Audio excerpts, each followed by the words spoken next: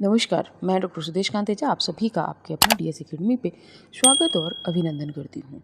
आज की क्लास में जो हम प्रैक्टिस लेकर आए हैं 25 प्रश्नों की श्रृंखला, इसमें आगे बढ़ें इससे पहले हम आपको बता दें कुछ जानकारी। अगर आपने चैनल को सब्सक्राइब कर नहीं किया है तो चैनल को सब्सक्राइब कर लीजिए, और अगर आपने चैनल सब्सक्राइब कर रखा है तो क्लास को जितना हो ज़्यादा से ज़्यादा शेयर करते रहिए। आप सभी को आज शिक्षक दिवस की अनंत शुभकामनाएं। साथ ही में शिक्षक दिवस के अवसर पर डीएस एकेडमी के टीजीटी पीजीटी बैच और साथ ही में हिंदी के प्रैक्टिस सेट, हिंदी के जो प्रैक्टिस सेट है 50 टेस्ट पेपर, उसमें हमने विशेष छूट दी है। इसके लिए आप 9568802463 पे कॉल कर सकते हैं। कॉल करके जो अन्य जानकारी है वो आप ले सकते हैं। प्रैक्टिस सेट में भी आपको छूट दी गई है और टीजीटी पीजीटी का जो बैच है वो भी नाम मात्र शुल्क के साथ में आज शिक्षक दिवस के रूप में आपको बहुत ही न्यूनतम शुल्क में उपलब्ध कराया जाएगा। जो भी बच्चे बैच ज्वाइन करना चाहते हैं या प्रैक्टिस सेट लेना चाहते हैं वो इस नंबर पे कॉल करके अन्य जानकारी ले सकते हैं। चलिए बढ़ते हैं आज की क्लास के पहले प्रश्न की ओर। आज की क्लास का पहला प्रश्न है हमारा, पृथ्वीराज रासो में कितने समय हैं? आपको बताना है पृथ्वीराज रासो जो माना जाता है कि 2500 पृष्ठों का जो है ग्रंथ है, इसमें कितने समय हैं? 59, 69, 79 या 89। इसमें जो समय है, समय का मतलब है अध्याय, चंद्रवरदाई की रचना है।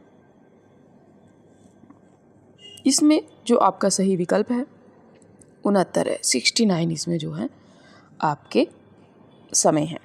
अगले प्रश्न की ओर बढ़ते हैं। प्रश्न है, कबीर को वाणी का डिक्टेटर किसने कहा है? आपको बताना है कि कबीरदास जी को वाणी का डिक्टेटर किसने कहा है? महावीर प्रसाद द्विवेदी, रामचंद्र शुक्ल, हजारी प्रसाद द्विवेदी, श्याम सुंदर दास। इसमें जो कबीर को वाणी का डिक्टेटर कहा है वो कहा है हजारी प्रसाद द्विवेदी ने। बाकी रामचंद्र शुक्ल जी ने इनकी भाषा को शतुक्कड़ी कहा है। श्याम सुंदर दास ने पंचमेल खिचड़ी कहा है। आगे बढ़ें अगले प्रश्न की ओर। प्रश्न है, कबीर का हठ योग किस साहित्य से प्रभावित है? आपको बताना है कि कबीर का जो हठ योग है वो किस साहित्य से प्रभावित है? सिद्ध एवं नाथ साहित्य, जैन साहित्य, सूफी काव्य या अपभ्रंश साहित्य। तो कबीर का जो हठ योग है वो सिद्ध एवं नाथ साहित्य से प्रभावित है, क्योंकि सिद्धों और नाथों की जो वानियाँ हैं उनके जो प्रभाव हैं वो कबीर के साहित्य में बहुत ज़्यादा परिलक्षित होते हैं। ये आप जब आदिकाल और भक्तिकाल को पढ़ेंगे हमसे तब आपको ज्ञात हो जाएगा। आगे बढ़ते हैं अगले प्रश्न पे। अगला प्रश्न है, मीराबाई की उपासना किस भाव की थी? आपको बताना है जो मीराबाई हैं उनकी उपासना किस भाव की थी? सख्य भाव, दास्य भाव, वात्सल्य भाव या माधुर्य भाव।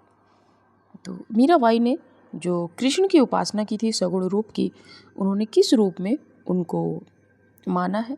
वैसे तो प्रियतम के रूप में है, लेकिन भाव की जब आती है तो माधुर्य भाव की बात करें, सख्य भाव की बात करें सूरदास की है, दास्य भाव की बात करें तो तुलसीदास की है, वात्सल्य भाव में भी आपके सूरदास और परमानंद दास वगैरह देखने को मिलते हैं। बढ़ते हैं अगले प्रश्न पे। अगला प्रश्न है, भ्रमर गीत प्रसंग का प्रतिपाद्य है। आपको बताना है कि भ्रमर गीत जो प्रसंग है इसका प्रतिपाद्य क्या है? विकल्प हैं आपके, वात्सल्य रस का चित्रण करना इसका उद्देश्य है, गोपियों का विरह वर्णन चित्रित करना भ्रमर गीत का उद्देश्य है, या सगुण भक्ति की महिमा व निर्गुण का खंडन इसका उद्देश्य है, कृष्ण की भक्ति करना इसका उद्देश्य है। इसमें जो सही विकल्प है सूरदास जी के द्वारा, क्योंकि भ्रमर गीत सूरदास जी का है, इनका जो उद्देश्य है वो है कि सगुण भक्ति की महिमा व निर्गुण का खंडन, ये इन्होंने माना है। आगे बात करें अगले प्रश्न की ओर। तो अगला प्रश्न है आपका, भ्रमर गीत सूरसागर के भीतर एक सार रत्न है, यह किसने कहा है? आपको बताना है कि भ्रमर गीत सूर सागर के भीतर का एक सार रत्न है, ये कथन किसने कहा है? हजारी प्रसाद द्विवेदी, नंदुलारे वाजपेयी, रामचंद्र शुक्ल, डॉक्टर नगेंद्र। इसमें जो आपका सही विकल्प होगा, ये कथन कहा है आपके रामचंद्र शुक्ल जी ने। अच्छा, रामचंद्र शुक्ल जी ने एक रत्न करके किसी रचना के विषय में फिर से कथन दिया है। जो भी बच्चे अगर उनको ज्ञात हो तो ज़रा कमेंट सेक्शन में कमेंट कीजिएगा।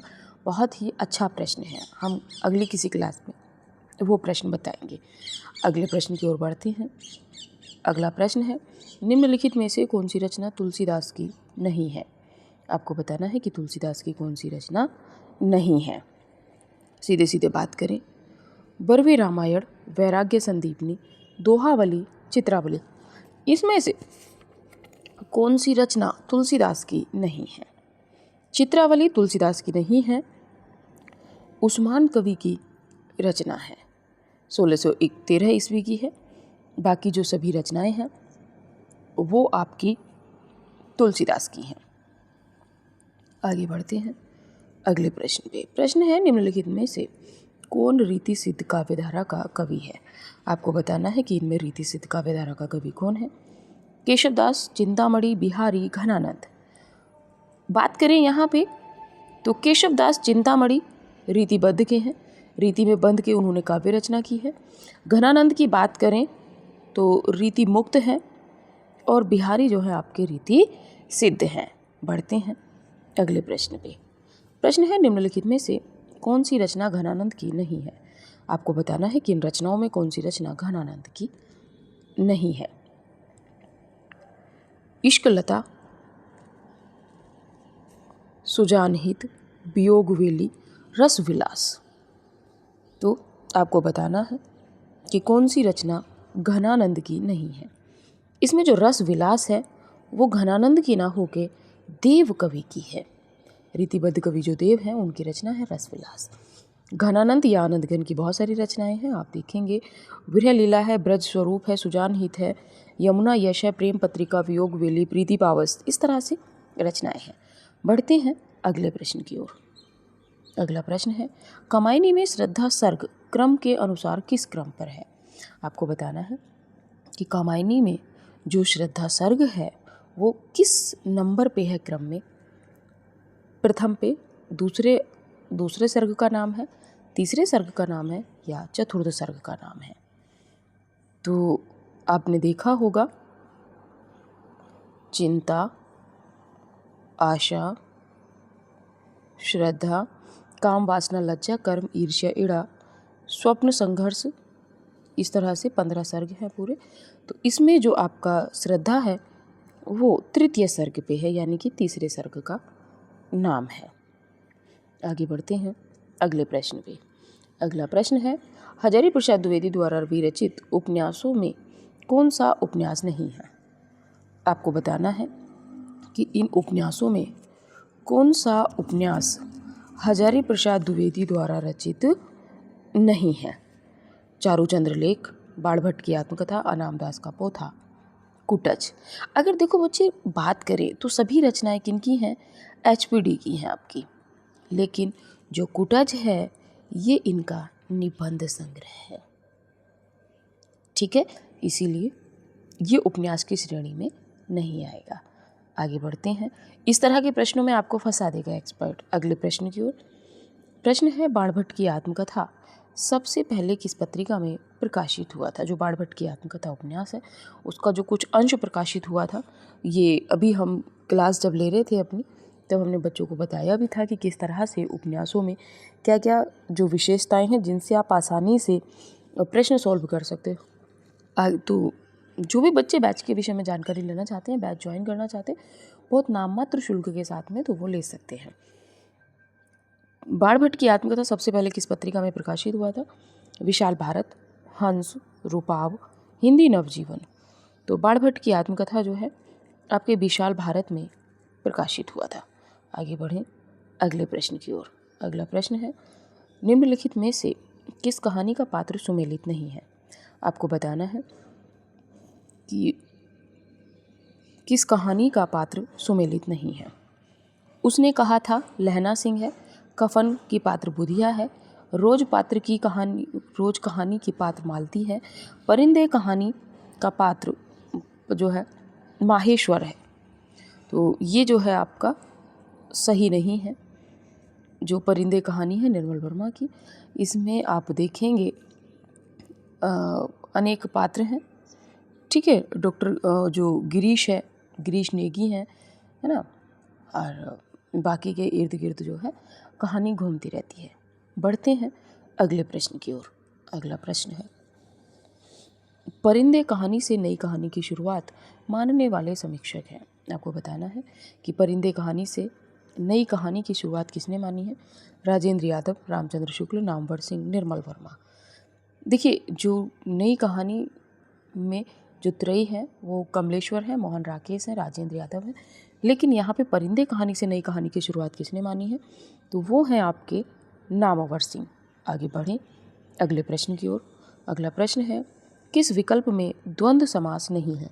आपको बताना है कि इसमें किस विकल्प में द्वंद्व समास नहीं है। रात दिन, हानि लाभ, माता पिता, परम पिता। तो इसमें जो आपका सही विकल्प होगा वो परम और पिता, ये विकल्प नहीं होगा। बाकी सभी में आपके जो हैं द्वंद्व समास हैं। आगे बढ़ें अगले प्रश्न पे। व्याकरण की दृष्टि से शुद्ध वर्तनी युक्त शब्द कौन सा है। आपको बताना है कौन सा शब्द जो है शुद्ध है। के कई, कै कई और के कई।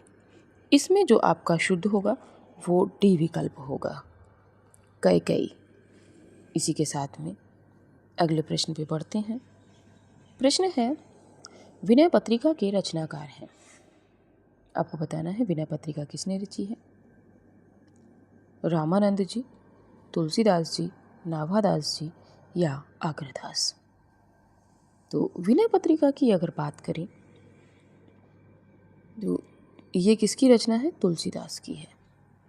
279 इसमें जो है पदों की संख्या है, किसमें, विनय पत्रिका में।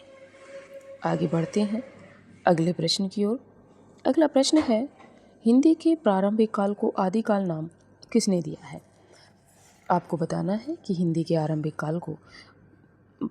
काल को आदिकाल नाम किसने दिया है। राहुल सांकृत्यायन ने, रामकुमार वर्मा ने, महावीर प्रसाद द्विवेदी ने, हजारी प्रसाद द्विवेदी ने। इसमें जो आपका सही विकल्प है वो होगा, हिंदी के प्रारंभिक काल को आदिकाल नाम जो है आपके हजारी प्रसाद द्विवेदी ने दिया है। महावीर प्रसाद द्विवेदी जी की बात करें तो अब तक आपको याद हो गया होगा। बीज वपन काल रामकुमार वर्मा ने, राहुल सांकृत्यायन ने भी नाम दिया है। ये हम आपको पहले कई बार बता चुके हैं, आप खुद से देखिए। आगे बढ़ते हैं अगले प्रश्न की ओर। अगला प्रश्न है, गोरखनाथ की साधना पद्धति का नाम है। आपको बताना है कि गोरखनाथ की जो साधना पद्धति थी वो क्या कहलाती थी। वज्रयानी साधना, हठ योग साधना, काल भैरव साधना, सम्यक साधना। तो गोरखनाथ की जो साधना पद्धति है वो हठ योग साधना कहलाती है। आगे बढ़ते हैं अगले प्रश्न की ओर। अगला प्रश्न है, हेमचंद्र का सिद्ध हेम शब्दानुशासन है। यानी कि हेमचंद्र का जो ग्रंथ है सिद्ध हेम शब्दानुशासन किस प्रकार का ग्रंथ है। दार्शनिक ग्रंथ है, लोकोपदेश परक ग्रंथ है, व्याकरण ग्रंथ है या सौंदर्य परक ग्रंथ है। इसमें अगर बात करें तो ये जो है आपका व्याकरण ग्रंथ है। इसी में बात करें बच्चे तो इसमें 5 अंग हैं। 5 अंग कौन कौन से हैं, जैसे आप देखेंगे मूल पाठ है, धातु पाठ है, गण पाठ है, उणादि प्रत्यय और लिंगानुशासन। ठीक है, और लिंगानुशासन अगर बात करें तो पाणिनि के अष्टाध्यायी को भी लिंगानुशासन कहा गया है। ठीक है, ये मेरे संस्कृत वाले बच्चों को पता है क्योंकि अभी क्लासेज जो है वहाँ से कंप्लीट हुई हैं। बढ़ते हैं अगले प्रश्न की ओर। अगला प्रश्न है आपका, मैं हिंदुस्तान की तूती हूँ, यह कथन किसने कहा है। किस लेखक का है ये आपको बताना है। लल्लूलाल, इंसान खां, अमीर खुसरो, भारतेंदु हरिश्चंद्र। तो मैं हिंदुस्तान की तूती हूँ, ये कहने वाले आपको पता है आपके अमीर खुसरो हैं। आगे बढ़ते हैं अगले प्रश्न पे। प्रश्न है, मैथिल कोकिल नाम से जाने जाते हैं। मैथिल कोकिल के नाम से कौन जाने जाते हैं? रहीम, सुंदरदास, जयदेव, विद्यापति। तो मैथिल कोकिल के नाम से जो है आपके विद्यापति जाने जाते हैं। किस रचना के कारण मैथिल कहा गया है? तो पदावली के कारण। आगे बताएं अगले प्रश्न पे। बीसलदेव रासो की नायिका है, आपको बताना है कि बीसलदेव रासो की नायिका कौन है? पद्मावती, आपको पता है पद्मावत की, मानमती, राजमती, दनमती। बीसलदेव जो आपकी रचना है, इसके जो नायिका है वो राजमती है। आगे बढ़े अगले प्रश्न की ओर। अगला प्रश्न है, रणमल छंद काव्य के रचनाकार हैं। रणमल छंद किसकी रचना है? विद्याधर, जयानक, जगनिक, श्रीधर। तो रणमल छंद जो रचना है वो श्रीधर की है। बढ़ते हैं आज के अंतिम और लास्ट प्रश्न की ओर। आप पहले बताइएगा 25 प्रश्नों में आपके कितने प्रश्न सही हुए हैं। और टीजीटी पीजीटी का बैच आज विशेष ऑफर है। जो भी बच्चे बैच ज्वाइन करना चाहते हैं बहुत नाम मात्र शुल्क के, बहुत ही अत्यल्प शुल्क के साथ में, वो अब बाधा नहीं बनेगा। जो पूरा बैच हमने निःशुल्क दिया है उससे बहुत विस्तृत और संक्षेपीकरण और सरल रूप में इस बार हमारा बैच चल रहा है। जो भी बच्चे बैच ज्वाइन करना चाहते हैं वो निसंकोच कॉल कर सकते हैं, शुरू में नंबर दिया हुआ है। बात करें तो निर्गुण पंथियों में सबसे अधिक शिक्षित और शास्त्रज्ञ थे। आपको बताना है कि निर्गुण पंथियों में सबसे ज़्यादा शिक्षित और शास्त्रज्ञ जानकार कौन थे? दादू दयाल, सुंदरदास, धर्मदास या कबीरदास।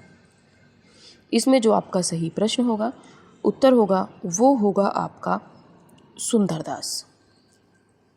जयपुर के थे, दोषा में इनका जन्म हुआ था 1653 ईस्वी में। तो आप बताइएगा, ये आपका आज का अंतिम प्रश्न था। जो भी बैच ज्वाइन करना चाहते हैं या हिंदी की प्रैक्टिस सेट लेना चाहते हैं, प्रैक्टिस सेट बहुत ही नवीन प्रश्नों का संकलन उसमें किया गया है। 50 टेस्ट हैं जिसमें प्रति टेस्ट पेपर जो है आपको मात्र 10 या 12 रुपए का लगेगा। 50 प्रश्न उसमें, वो 125 प्रश्न 50 टेस्ट पेपरों के प्रति सेट में, प्रति एक पेपर में 125 प्रश्न रहते हैं। तो जो भी बच्चे तैयारी को बेहतर करना चाहते हैं, अपने आप का स्वयं मूल्यांकन करना चाहते हैं, वो प्रैक्टिस सेट ले सकते हैं। जिनको बैच ज्वाइन करना है बहुत नाम मात्र शुल्क के साथ में, वो भी बैच ज्वाइन कर सकते हैं। तो अभी की जो हमारी क्लास है वो यहीं तक रखते हैं। मिलेंगे अगली क्लास में अगले नए प्रश्नों के साथ में। आप सभी को फिर से शिक्षक दिवस की अनंत शुभकामनाएं। आप सभी का धन्यवाद।